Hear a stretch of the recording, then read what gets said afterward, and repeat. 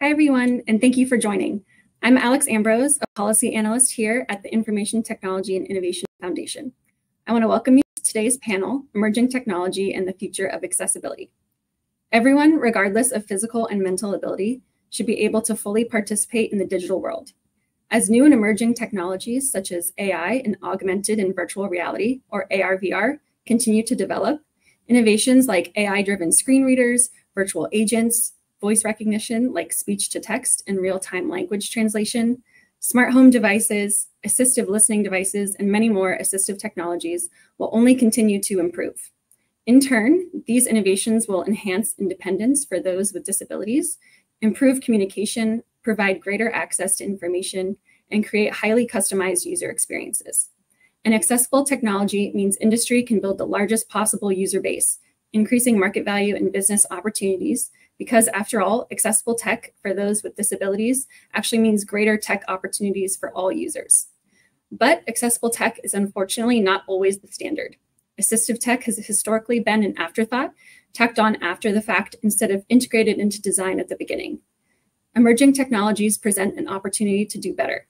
Accessible features can be a game changer for everyone, while at the same time responding to the individual needs of users with disabilities.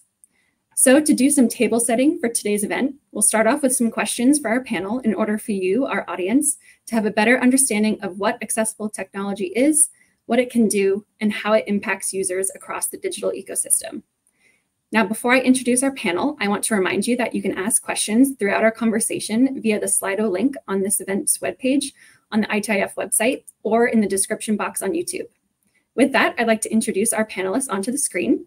We have with us today Kai Fraser, CEO and founder of KaiXR, Brian Switzer, Program Manager for Accessibility Technology Training and Research at the Carroll Center for the Blind, and Scott Code, Vice President at the Center for Aging Services Technologies at Leading Age. Each of our panelists work in different areas of accessibility, so I'd like to go around and ask each of them to give our audience some context on the types of emerging technologies they're most interested in, whether that be AI, AR/VR, or others, and how those technologies are being applied today to assist users in their various fields. So Brian, why don't you kick us off? Hi, everyone. I'm Brian. I'll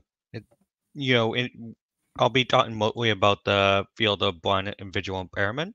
And what we're seeing right now is a real emergence in AI being incorporated into assistive technology. So we're seeing things like Be My AI and Ira that are using AI to better describe images and things around in our environment.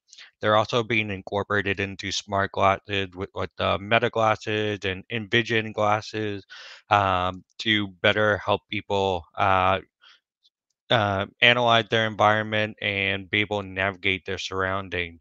So it's a pretty exciting time to be in the assistive technology field, especially when it comes to blindness. Great, thank you, Brian. And Kai, you next.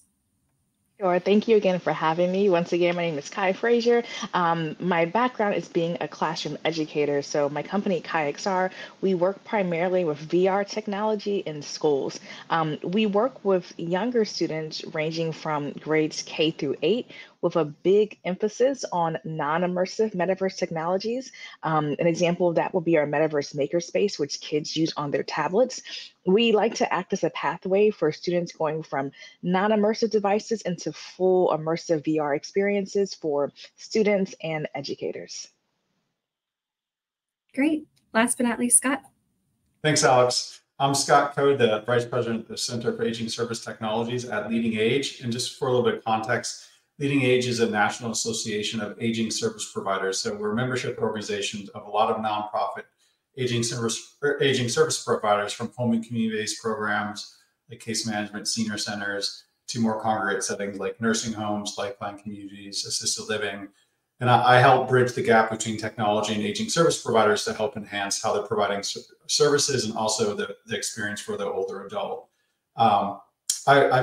I've worked in the age technology space for about 20 years, and I'm really excited about the opportunity that virtual reality opens up for residents in terms of allowing them to be more socially engaged and socially connected. And also the application of VR in therapy can be very meaningful.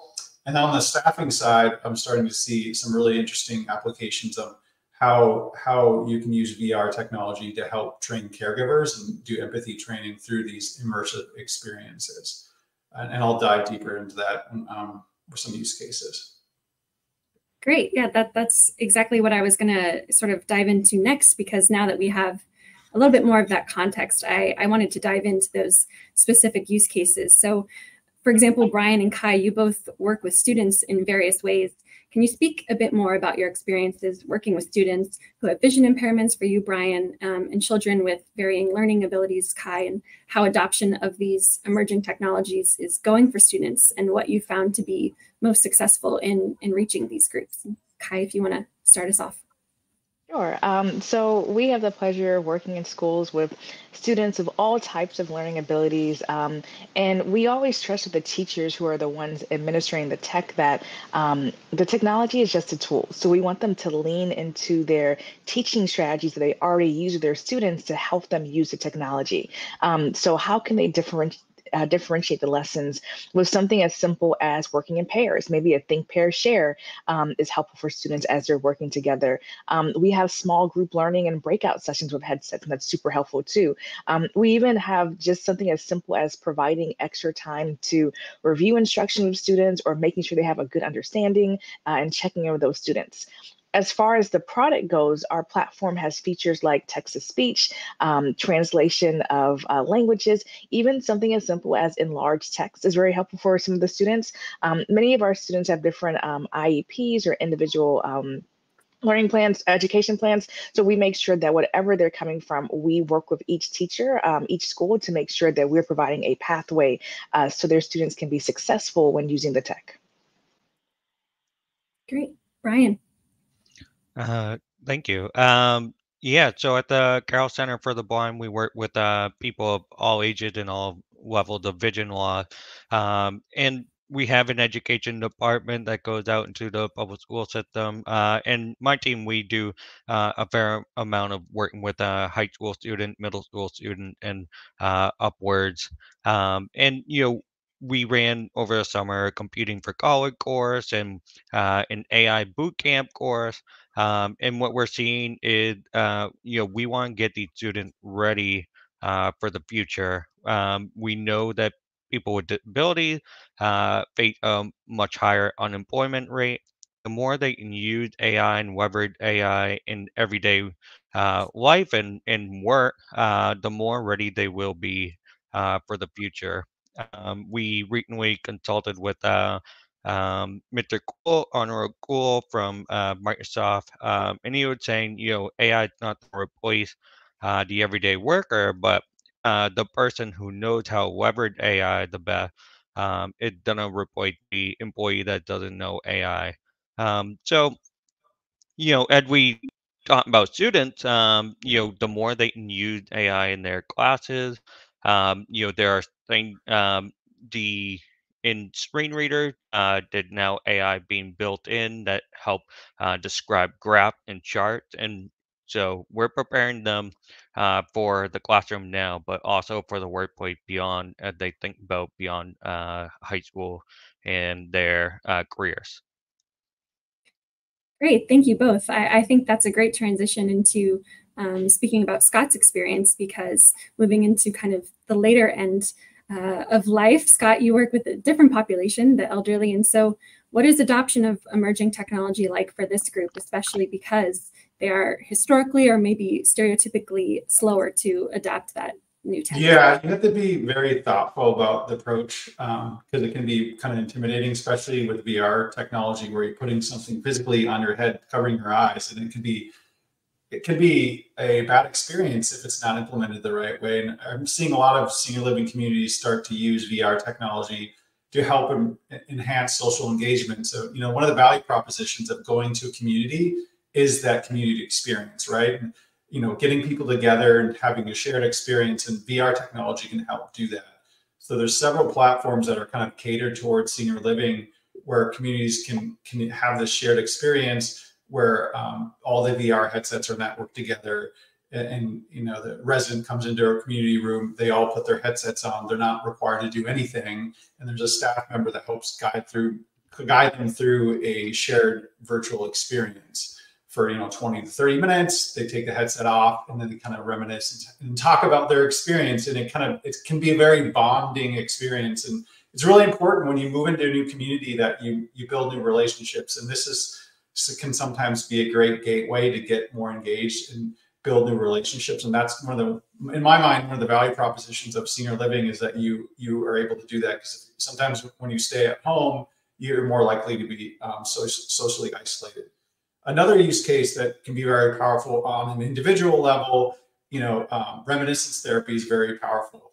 And a lot of therapists are using that, and you can do some really immersive VR kind of reminiscence therapy using VR headsets. If you're working with a VR platform that is able to cater to the residents' needs. And there are a lot of providers out there, vendors that understand that, have content that is relevant to people, 70 and plus, from different countries, different experiences.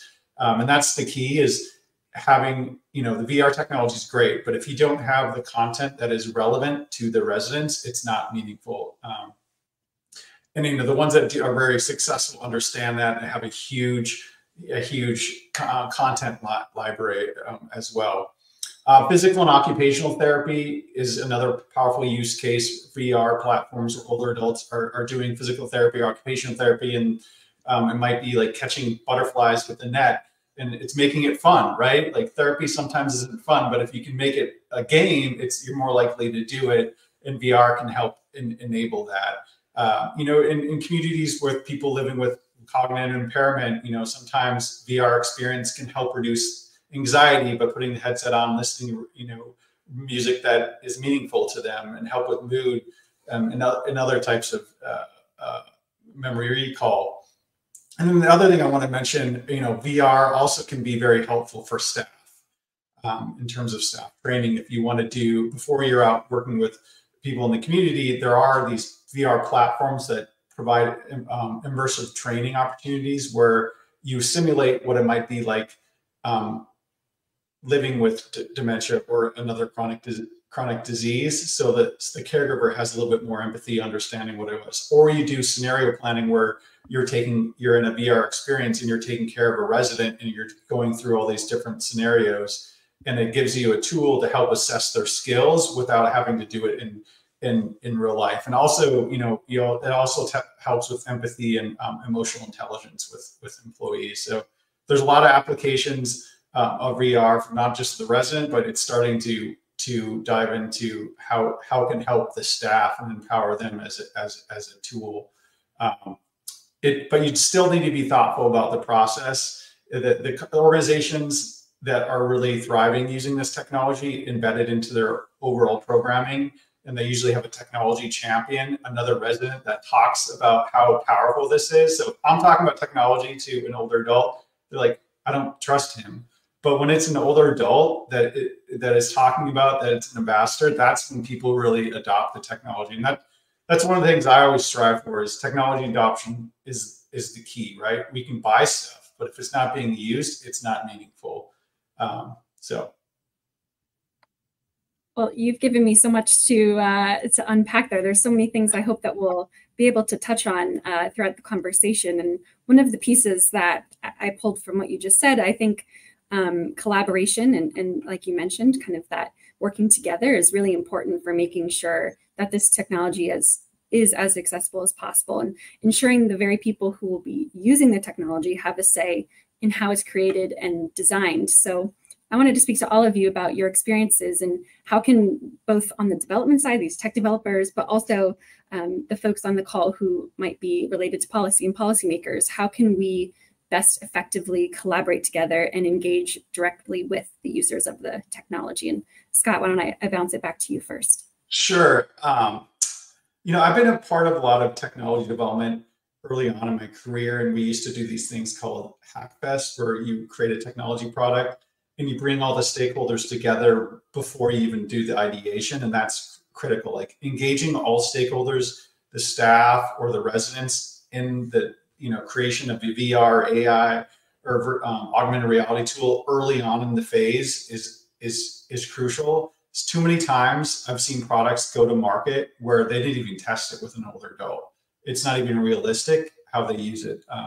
A good use case, I was working with a product that was a touchscreen computer that had a camera, and that was using facial recognition to log people in, so you wouldn't have to log someone in. So what happened though, it was a fixed camera on top of a computer, but if you sit down, the average resident height was 5'2", and so the camera wouldn't capture the person's face, so they have to sit on a pillar or stand up. And a resident fell because they were trying to put their head in the capture for the facial recognition. And I asked the vendors, like, did you ever test this with older adults? I'm like, no. I'm like, obviously you didn't. And they had to get rid of that whole facial recognition feature because it wasn't tested properly. So the earlier you can engage the end user in the process and continue to engage, the better off you are. And it's one of the questions I ask vendors early on is like, how many people are using it, and how often are you taking the feedback and adjusting the product to meet their needs. So especially with VR stuff that you're wearing, you have to be very sensitive. It's different if it's some of these augmented reality things you're holding, but when you're putting something on your head, you have to be super sensitive about that as well.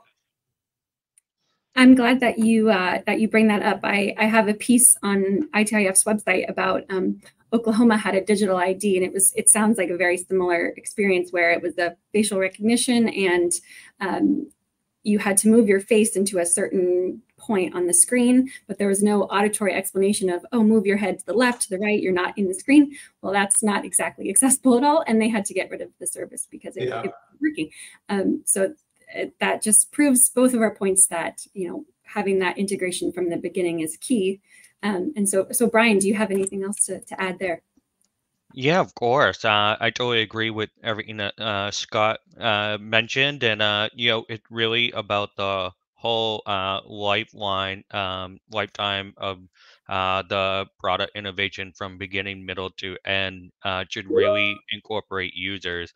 One of the things we do here is we have a research and user study program where we connect corporations and academic institutions directly with members of the blind and visually impaired community to work with them on product design all the way to the end product. And one of the as you guys were talking, I was reminded that a common thing that people forget is that people who are blind and visually impaired usually have one hand free and one hand not, because you're usually traveling around with a white cane or a guide dog handle in one hand.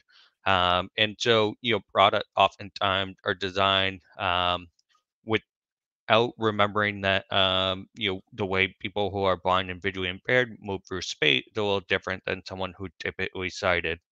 Another thing is that oftentimes people are trying to solve problems that there are already solutions for on the market, or aren't problems at all because they didn't consult someone who was blind and visually impaired in the beginning. We oftentimes see a product come out and we're like, well, there's already like 20 of those, and I'm not sure how you expected to make any money off of this or be assisting the community in any way. Yeah, so, my suggestion would be to incorporate users of the product at the design phase and all the way to the end product. Thank you. Kai, did you have anything else to add?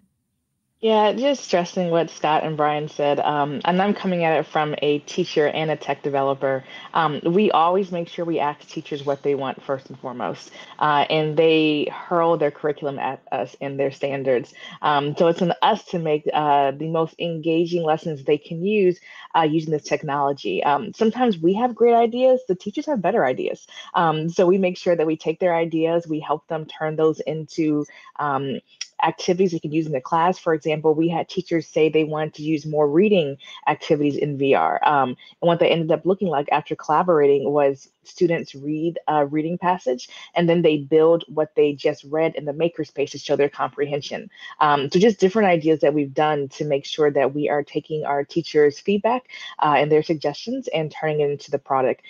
Last thing I'll say is a lot of the accessibility things we've added to our platform come from schools. They want us to know, what do I do for students that have this disability or this challenge, and we've had to build into the product to make sure that it helps more and more students. So I always joke with people when you first do a startup, it's a lot of like, here's my great idea and I want to bring it to the world. And then at a certain point, you are building what the customers are asking for. So we are definitely in the service of building what our customers need to be successful on our platform. You're all actually sparking another question for me, because I'm curious how that collaboration works when you come up against, like you were saying, Kai, with teachers, and maybe they are hesitant to start integrating some of this technology into their workspaces, or maybe there are certain caregivers for you, Scott, who, like you were mentioning before, that there might be some hesitancy to integrate it. So how did you do you have any experiences or any instances where you overcame those sort of challenges? And do you have any, I don't know, tips and tricks for how to approach those people? Usually what works best when you're trying to implement a new, whether it's VR, AI, or augmented reality, is engaging them early in the process before you even decide that you're going to purchase something or adopt something, so they have more buy-in and they're part of that whole process. When they're a lot of times staff that are left out, and then all of a sudden, oh, here, we're doing a VR platform, you need to start doing this on Tuesday. They're like, what? Why am I doing this? Why wasn't I brought into this whole process? Because they have crucial feedback. And the more that you can include them in that whole thought process and the decision process, the more likely they're going to get buy-in and understand it. And really articulating the value of why you're doing something. It's just, as a lot of the panelists have said, these are tools, right? These are tools to help us provide a better, help our staff be more efficient, because technologies allow you to do so much, have access to different experiences and content that you wouldn't never otherwise have, right? And it can really enhance the quality experience for the older adult and the resident. And if you're able to articulate that usually gets a little bit more staff buy-in than just like saying, oh, we got this, you need to start using that.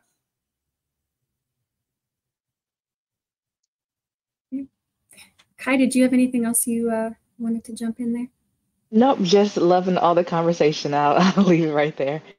Great. Well, I wanted to keep diving in a bit about, we've talked so much about what it can do. And of course, I think there's another kind of arena to address, which is potential for risk, and especially as it relates to privacy and safety. And so I'm curious what concerns you all have as this technology grows and is further adopted. What are kind of those red flags for you that you're paying attention to? Scott, if you wanted to jump in first. Sure. Safety is always an issue when you're doing something, especially when some of the VR experiences require people to move around. And if you're with a large group of people and they're moving around playing a game, there's a safety component there in terms of just physical safety. And then when older adults start using this technology at home, they have to make sure that they're doing it in a safe way, because you can get really into these immersive experiences and not realize that you're almost going to hit the wall or the couch or the TV. That's from a physical safety standpoint, but there's like an emotional safety thing too. Is as people start to embrace some of these VR experiences, and when there's these, avatar-based communities that you can go in, and a lot of older adults that are living in the community are starting to adopt VR because they're socially isolated, and they're finding ways to create avatars to go in these virtual reality spaces. But that opens them up to a lot of issues around safety, elder abuse, financial abuse. You see it on telephone scams, email scams, and the VR space is another area that, people are going to use as a tool to try to take advantage of individuals that might be more at risk for that type of activities. So I always caution people that it's a tool, but you need to be thoughtful about it. Also with AI, there's these AI kind of companion bots that are being created to help with people for therapy. You also be thoughtful about that, and how that data is being stored for privacy, because a lot of individuals that haven't interacted with some of these large language models and AI chatbots might think they're a real person and share information they don't want out that's public, which potentially, and then the safety aspects, like emotionally, people can get attached to some of these things, even though they're not real, but they don't even understand they're not real. And that can be very confusing, especially as someone that is living with cognitive impairment. Have to be very thoughtful about how you approach technology. I've seen instances where communities have adopted like a proactive voice assistant that's AI based that talks to residents without having to say anything, which is great.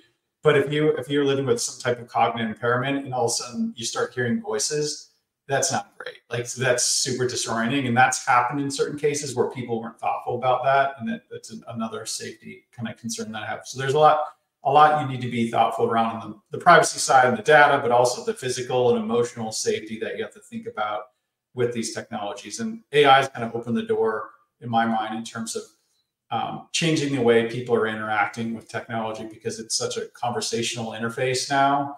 Right now, it's primarily through typing, but as more technologies are embedding this into voice, it's going to open up the door in terms of how older adults can interact with technology, because they can do it with just their voice, and that reduces a huge kind of learning curve sometimes with technology.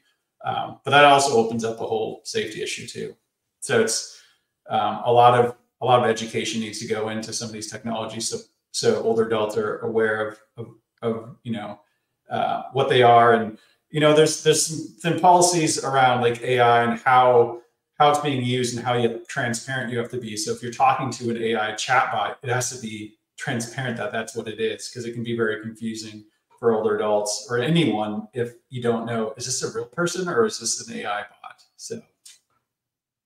Well, you brought up two thoughts for me. I have a report coming out next week that I've been doing about user safety for children, specifically in AR, VR. And one of those pieces I dived into was that kind of parasocial relationship building, which it seems like you were touching on with.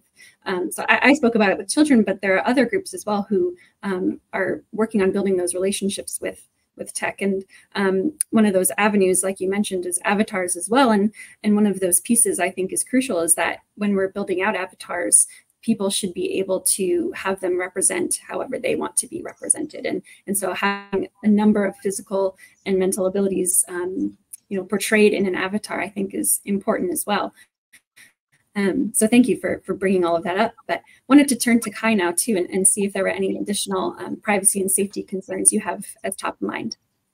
Yeah, I love the way the conversation is going. So one of my big concerns for privacy and safety risk is just the lack of people having those conversations with teachers and students about privacy and safety risks in these spaces, because they have a responsibility too. It's not just the product, and I'll come back to that. So what we say for our students is we have to teach them what's appropriate to share, what to look out for, what is private information, when to alert a parent or a teacher if something isn't feel right. And then for our youngest learners, we ask them things about, how do you want to feel in those spaces? And they can quickly tell you what feels bad, what doesn't, what they want to feel more of in these spaces. And it's a big lesson in SEO. You all mentioned avatars, and we actually have a lesson on avatars.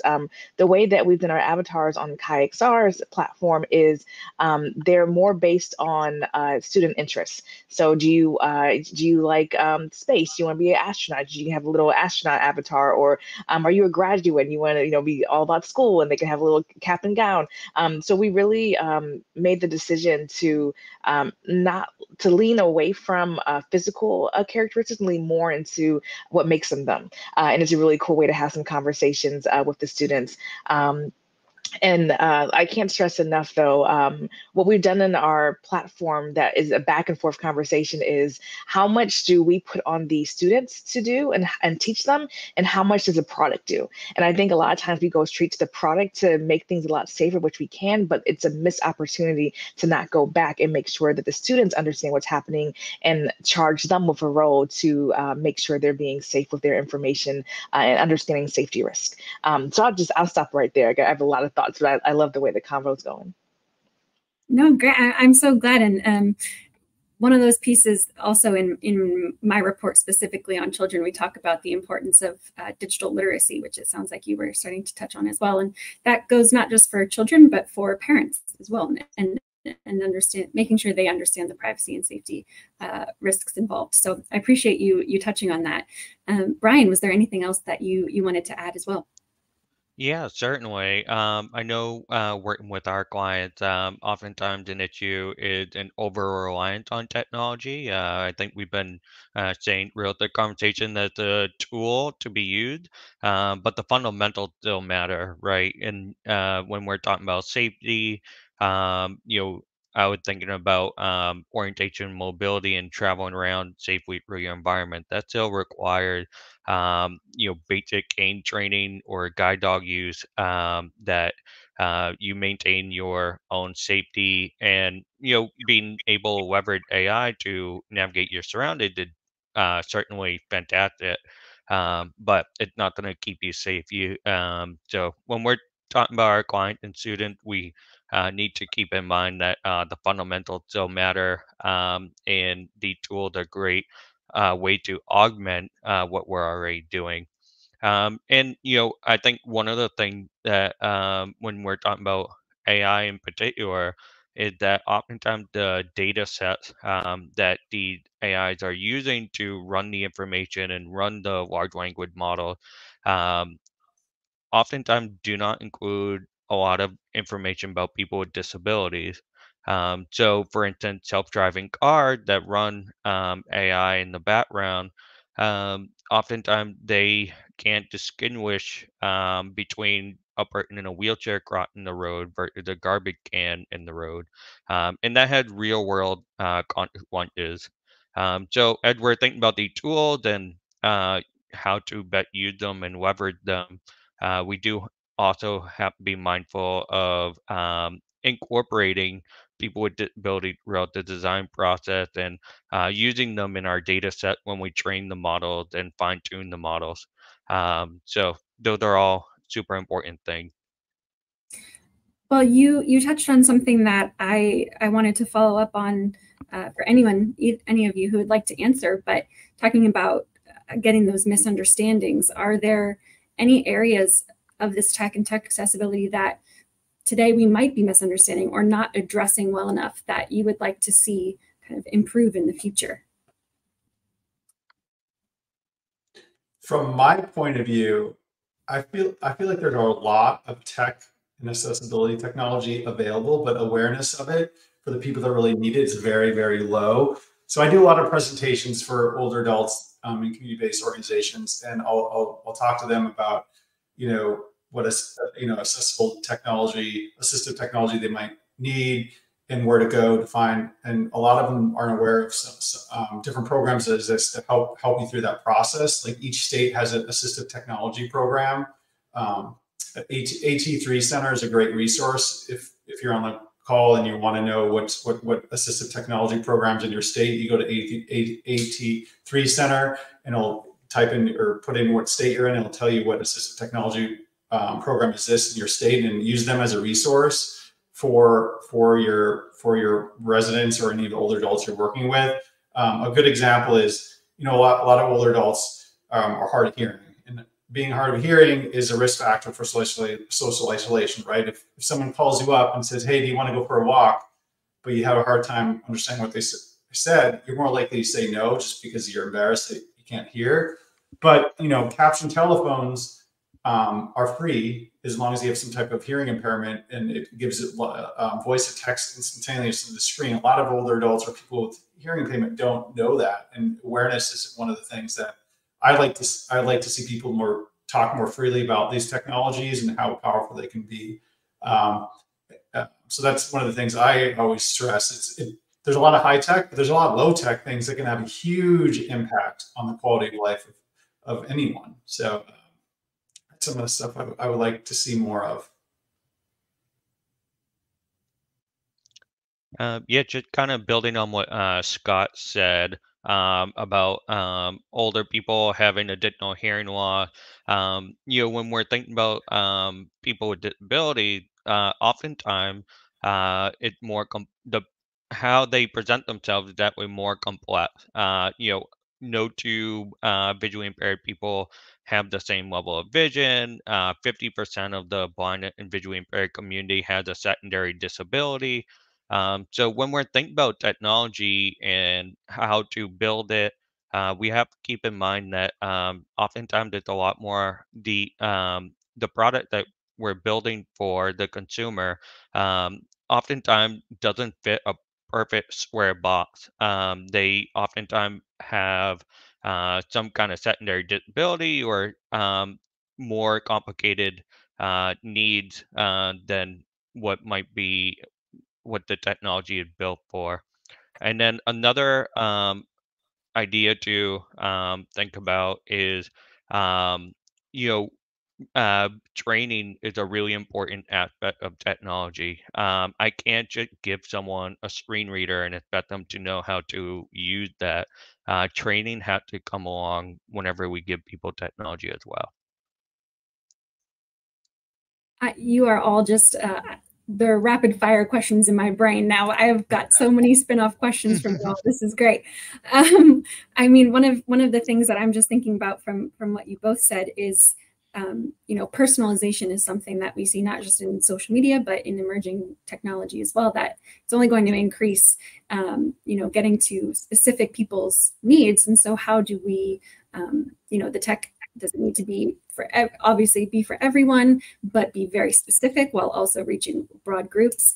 And I don't know if there was anything else you wanted to touch on, Kai, but actually I had kind of that question for you with students.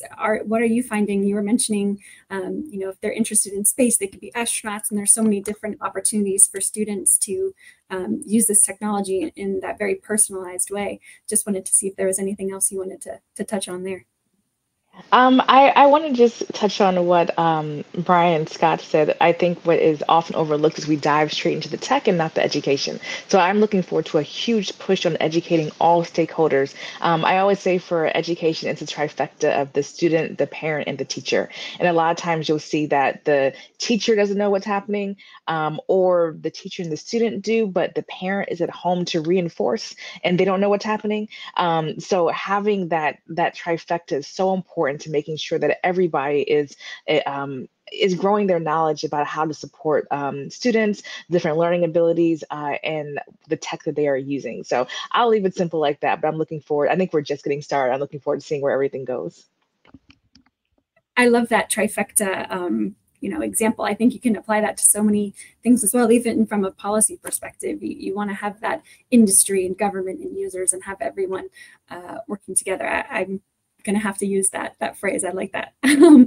Well, as a follow-up for you all as well, in what ways are you sort of seeing that emerging technologies might create new forms of this digital exclusion or deepen existing inequalities for these groups we're talking about, if not designed with accessibility in mind?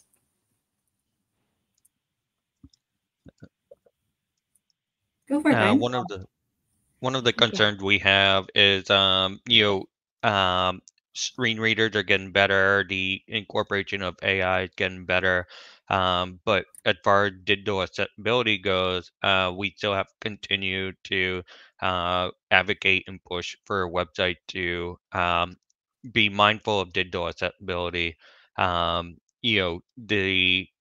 not over rely on other tools, um, and really making sure that their product um, are acceptable to people who use a variety of different technology to access the web. Yeah.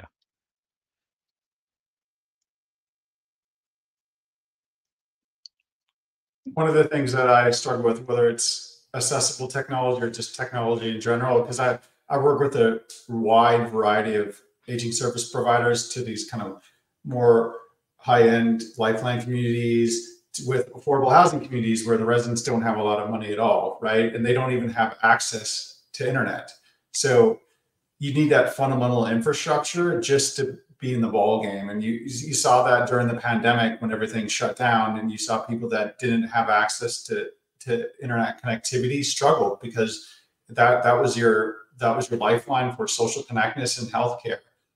So I'm looking forward to, helping affordable housing members get access to broadband at a building-wide campus, because it can be so meaningful in terms of what they can build. A lot of accessible technology is built off of having that access and that connectivity. And if you don't have that basic utility, you're left behind. And a lot of these things we're talking about today, you need to have that connectivity. And until everyone has that basic access, it's going to be a problem. And from a federal level, I know there's a lot of money being spent with BEAD funding and digital equity. Each state has their Digital Equity Act plan, and right now there's the digital equity competitive grant program that's available for nonprofit entities to address some of these things. So there's hope, because they're looking at building out not just infrastructure, but helping with digital literacy and access to device and money to help with some of these, to pay for some of this stuff. So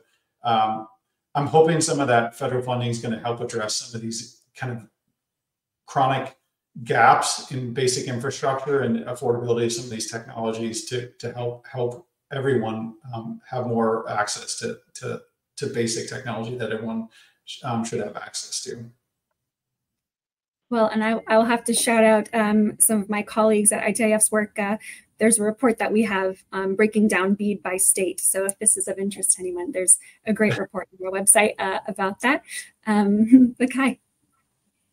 Scott, you took the words right out of my mouth. One of the things that we work a lot with is different wireless companies to make sure that we can provide that connectivity, because we go into lots of places and connectivity is not guaranteed. So that's including, we work with juvenile detention centers, we work in rural communities. We actually just drove through Alabama to a rural district we were just in, and they were laying down fiber optic lines as we were going there. So you're seeing in real time what's not there. And although COVID was a huge catalyst for putting a spotlight on what a lot of us already knew, it's a blessing if we go into a school and the school has connectivity. But when the kids go back home, if this learning wants to continue, usually the home is the issue. There's no connectivity. So a lot of the schools would do things like put Wi-Fi on the school buses, or even from when I taught, a lot of our students would go to a McDonald's to get connectivity. When you go into the rural areas, there is no McDonald's for connectivity. So it's a very different thing. So the thing that we always push for with working with different organizations is that huge connectivity piece, because all of these technologies turn into a brick without that connectivity. If I'm summarizing some of these threads that we've been chatting about, education and lack of education of users seems to be that problem, getting cost of these devices and these tech down, but then also, like you've been mentioning, that access and connectivity. So I'm sort of keeping those in the back of my mind as we're chatting. And I want to make sure that I leave time for the audience. Like I said, I've got so many questions, but I would love to make sure I have time for the audience. So just a reminder that you can ask questions via the Slido link in our event webpage description or in the description box on YouTube. So while we allow people to turn in those questions and to continue on this kind of thread of conversation, I'm curious for you all. We've been talking about a lot of groups and different partners that you have in the space. Do you find that you are turning more towards industry as sort of the leading the charge for developing these products, or is there more that maybe local, state, federal government can do to sort of, like I said, sort of lead the charge a bit better? If anyone wants to dive in there.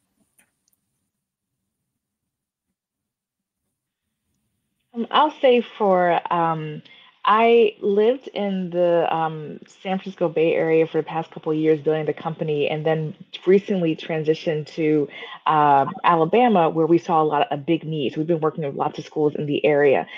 From that different perspective, we saw the industry in the Bay is very much leading things, but when you go to the actual areas that need it, it's a huge disconnect. A big part of that is the education is not happening. It's like speaking a foreign language, going to some of these areas and trying to explain the technology. So I think there has to be some type of balance of industry leading and the people we're actually trying to serve. And I always challenge people to step away from whatever they're building and go directly into the communities, so you can see how what you're building is affecting. And you all have given some great examples of things have been built, you put into the field, it doesn't work. So we found that, like I think Scott mentioned earlier, getting stakeholders involved from the very beginning is helpful to kind of make that balance. And then also working with cities, state departments to make sure that this can happen. And then we've also been leaning on foundations as they have initiatives to go into and maybe do education advancement in different high need areas too. So it's been a lot of partners coming together. But I found that although industry leads, that is not always the best thing to lean on, because once again, we have the burden of getting everybody to the same level so we can start to move forward and really make a difference. Great. Thank you for that. I think putting on that policy hat and going into the sort of policy perspective, ITIF often talks about how legislation has to address those privacy concerns, but also not restrict the tools like we've been talking about. And so with something, I think, Brian, you might have been talking about it as well, that there's something like an AI voice recognition, but the way that it's used for people with speech disabilities is different from the way that other users would do it. And so if you restrict AI for that purpose, you might also be restricting it for people who need to use it for other purposes. And so I'm just curious if any of you have examples or maybe instances where you've had to sort of give some insights into that balance, or how should we best be striking that balance? And just in general, a lot of aging service providers are struggling with how to deal with AI in general, because it's not, especially these large language models, it's not a normal technology. Normal technology in organizations pushed down through IT. People are starting to use these platforms like ChatGPT on their own and figuring out how they can leverage them to be more efficient with what they're doing. And right when they came out, they're like, "Oh, we need to lock this down. No one can use it." And then quickly they realized that's not their great approach. That's not a good approach. Like, they need to be thoughtfully responsible and curious and be thoughtful about how they do it. So a lot of IT teams are rethinking how they can use some of these kind of consumer-based tools, and are leaving it up to like department heads to decide, this is where it works for a marketing team, this is where it works for an operation team. And IT doesn't drive this, because IT shouldn't, because they don't understand what all these people are doing every day.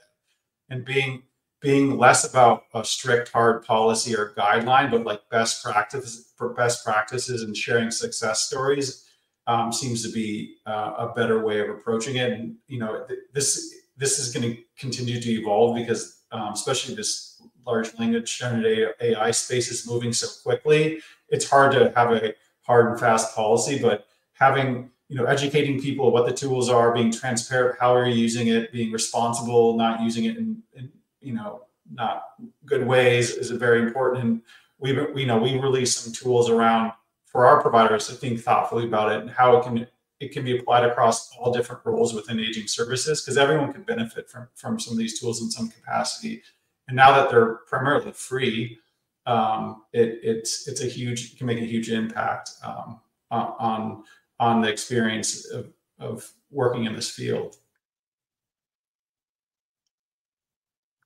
Well, I'm sorry, Kai, if you wanted to jump in. Oh, no, you're fine.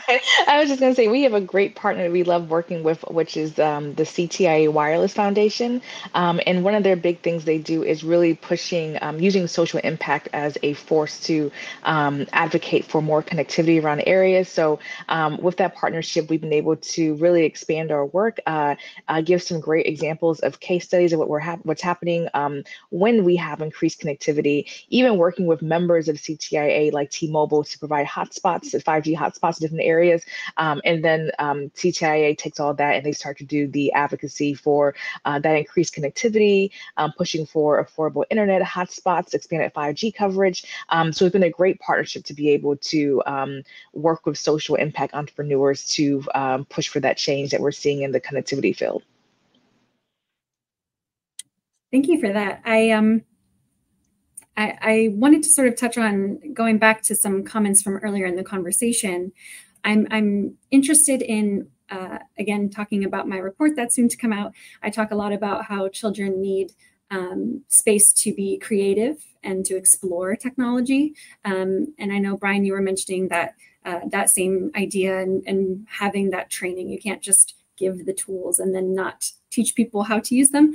And so I'm curious for all of you, you know, Scott, you also mentioned that example with butterflies. And I think that there are so many opportunities that you might not fully at its surface see all of the potential for tech. And so I'm just curious for my own, you know, personal interest with this idea of using the technology to be creative and to explore. Do you all have any maybe stories or instances where the tech was applied in a way that you weren't expecting, but your users sort of were able to use it in a creative way that you might not have been expecting?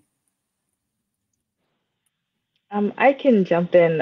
So on our platform, speaking of exploring and creating technology, we have one section that is called Explore, where the kids can explore our 100 plus virtual field trips that takes them all over the world and gain some new experiences. And then we have a section that's Create, where they can create in our metaverse maker spaces. And the things that the kids do and create and have ideas for continue to blow my mind. I have lots of examples, but I'll give two. From exploring those virtual field trips, we've had schools in Birmingham, Alabama, make their own virtual field trip experience. Some of them did school tours. One school did a VR music video and produced the music and used 360 cameras to do that so they could have that content. Never knew they would do that from that. We even had a school that their school was built in the 1960s and they were very upset about the way their bathrooms look. So using the platform, they went in and remodeled their whole bathrooms and was able to present that to school leaders and even school board members as to why having better restroom facilities makes a better learning environment.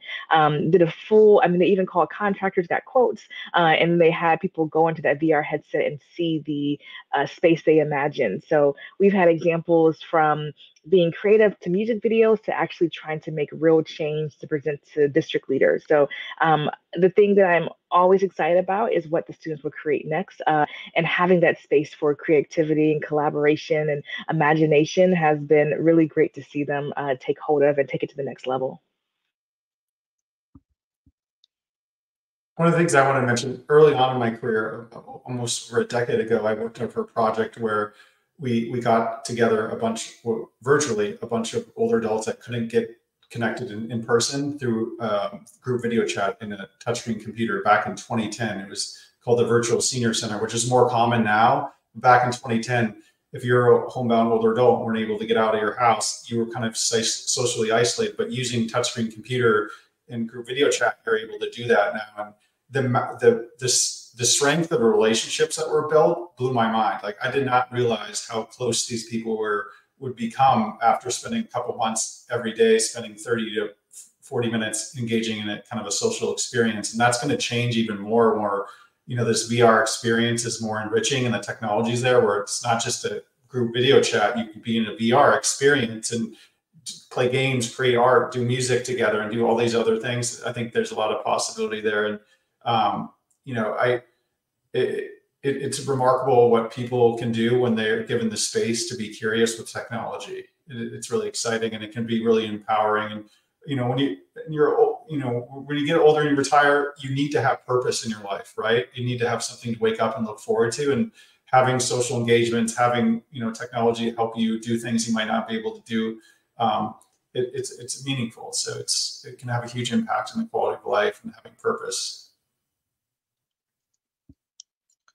Yeah, I agree. I think technology is really connecting all of us, not just older adults, but also our students who are blind and visually impaired, and they might be the only blind and visually impaired person in their community, and so technology is bridging the gaps and allowing them to stay connected with each other when they might be isolated in their community as the only person with their particular form of disability.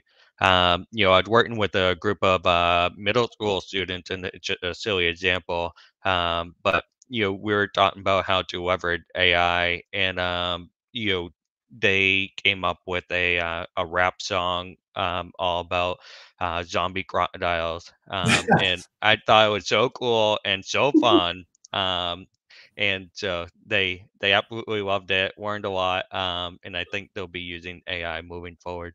Uh, and that's a creative case. I don't.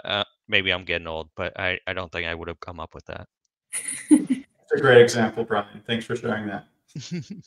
Yeah, I love that. And I think it's further proving that the point that there is so much opportunity for creativity, and it's important. And there is this urgency to, to make this tech accessible. And I'm curious for those in our audience who maybe don't work in tech at all. I mean, are there ways that we can best kind of convey this urgency or more that we should do to reach not just users, but the general public?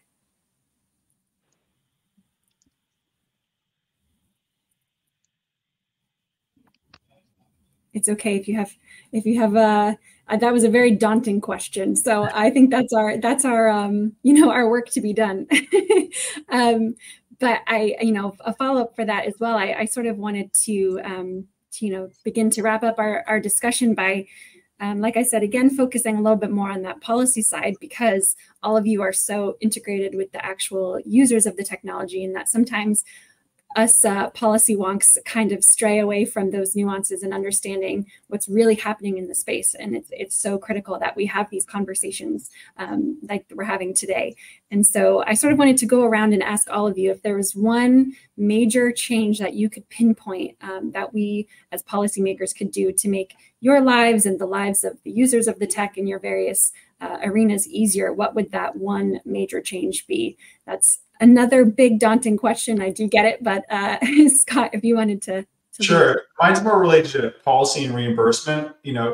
A lot of our members are reimbursed through Medicare. A lot of them are getting reimbursed now by Medicare Advantage, which is more flexible, but traditional Medicare doesn't pay for a lot of different technology, and that can be a huge limiting factor. I talked about VR and using it in therapy, and right now VR is really not reimbursable, but if you are using it and it's enhancing the quality of life and people are using the therapy, I think there should be, more, the speed of which, traditional Medicare and other types of insurance companies pay for these technologies needs to increase to meet the speed of the technology. And I know it's hard to do, but I'm hoping that's the case, because that can be a huge barrier, because it's built into a lot of their business models. If they're not going to be able to reimburse for it, they can't use it. So it's like, I have these tools that can make my staff really efficient, but either it's a staffing mandate or a reimbursement thing that it can be counterintuitive. So those are some of the things I'd like to see in terms of flexibility of being able to leverage technology and utilize it more without being restricted because they just don't understand how it could be reimbursed. I think that's a great point, and thank you for flagging that, Brian. I totally agree. The people with disability generally are unemployed at a higher rate than the general population, tend to be more lower income. And so, as we're thinking about technology, I mentioned earlier the meta glasses that a lot of people in the blind community are using to describe things around them. Well, those got money, and unfortunately, a lot of the client we're working with are unemployed, and so how do you reconcile the fund for that, as well as when we're trying to get people back to work, they need technology to exist in the modern day workplace. So really equipping them and training them, um, and making sure that the funding is there to support them is really critical. Thank you for that. Totally agree. Kai? I will keep it quick. So I think one, connectivity, we talked about connectivity and advocating for that. And the other thing I'll say is schools have very limited budgets, and they're the ones that really need the innovation the most. If you've worked in schools, you're probably familiar with ESSER funding, or it's elementary and secondary school emergency relief. It came after COVID, where the government gave billions into schools. And that was really the first time that we saw things like increased connectivity, one-to-one device devices, new technology coming into schools, and all of that leaves now. Next month, I think ESSER is completely done with. So I would say just advocating for more funds for schools to actually have these technologies in, and not just being a one-time thing. We saw that that funding was a lifeline for a lot of schools, and now they're having to decide what stays, what doesn't, because of that funding going away. Well, thank you all for flagging those final points. I think that's, we've got some work to do, and I appreciate those kind of jumping points. And thank you to our panelists for a fantastic discussion today. And thank you all for joining. If this is a topic of interest for you, I encourage you to check out the ITIF website for more information on our AR/VR policy conference happening in Washington, D.C. on September 12th. But thank you again for joining, and have a great day.